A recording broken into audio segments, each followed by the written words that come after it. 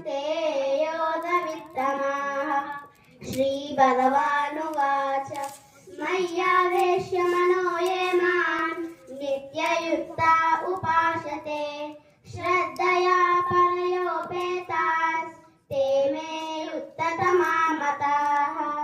ये त्वक्षरमनिर्देश्यम् अव्यक्तं पर्युपासते सर्वत्र तमचिन्त्यं च कूटस्थमचलं ध्रुवम् सन्नियम्येन्द्रियग्रामं सर्वत्र समबुद्धयः ते प्राप्नुवन्ति मामेव सर्वभूतहिते रताः।